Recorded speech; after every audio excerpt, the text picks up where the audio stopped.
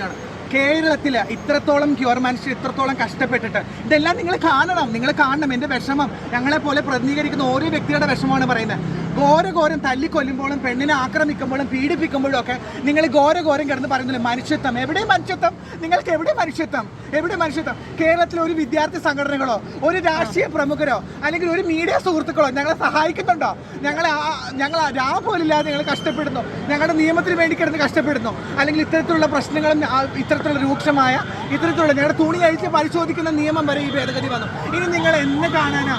ഇത്തരത്തിലുള്ള കുറച്ച് ഓൺലൈൻ സഹോദരങ്ങളാണ് ഞങ്ങൾ സപ്പോർട്ട് ചെയ്യുന്നത്. അവരെ പോലും കണ്ടന്റോളികളെന്നോ ആ സഹോദരങ്ങളെ പോലും ധീരം കിടന്ന് തെരുവിളിച്ചുകൊണ്ടിരിക്കുകയാണ് ഞങ്ങളെ സപ്പോർട്ട് ചെയ്യുന്നത് കൊണ്ട്. നിങ്ങൾ എന്താ ഉദ്ദേശിക്കുന്നത്? ഞങ്ങളുടെ മരണമാണോ? അപ്പോൾ കാത്തിരുന്നോ? ഈ തെരഞ്ഞെടുപ്പ് കഴിയുമ്പോൾ ഞാനടങ്ങുന്ന ഈ സഹോദരങ്ങളടക്കം ഞങ്ങളെ ദയാവധത്തിന് പോയി ഞങ്ങൾ കൊണ്ടേ കൊടുക്കാൻ പോവാണ് ബഹുമാനപ്പെട്ട ഹൈക്കോടതിന്. അപ്പോൾ ഞങ്ങളുടെ രക്തമോ ചോരയോ നിങ്ങളെല്ലാവരും മനുഷ്യത്വം മരവിച്ചെങ്കിൽ ഇതുപോലെ തല്ലും അതുപോലെ ഇങ്ങനെയുള്ള യുവാക്കളും ഇങ്ങനെയൊക്കെ ആൾക്കാരെല്ലാവരും കൂടെ ചെയ്ത് ഞങ്ങളെ കുറച്ച് അതേ നടക്കുള്ളൂ.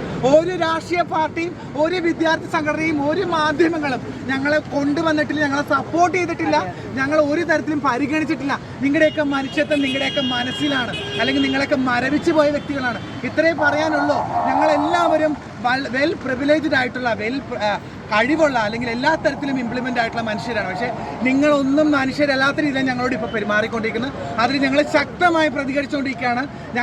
ഞങ്ങളുടെ ശരീരം, ഞങ്ങളുടെ അവകാശം, ഞങ്ങളുടെ സെക്ഷുവാലിറ്റി, ഞങ്ങളുടെ ജീവിതം, ഞങ്ങൾ അതിനുവേണ്ടി തന്നെ പോരാടും. നിങ്ങളുടെ മുമ്പിൽ എല്ലാവരുടെയും നിങ്ങൾ കാണുന്നുണ്ട്, ഇതെല്ലാം കാണുന്നുണ്ട്, കാണാൻ വേണ്ടി തന്നെയാണ് പറയുന്നത്. മനുഷ്യത്വം മരവിക്കാതെ നിങ്ങൾ ഇനിയെങ്കിലും ഇനി എല്ലാം കഴിഞ്ഞ് കഴിഞ്ഞിട്ട് ഞങ്ങളുടെ ശവം കണ്ടിട്ട് നിങ്ങൾ പൊടി പിടിച്ച് മനുഷ്യത്വമൊന്നുമായിട്ട് കാര്യമില്ല.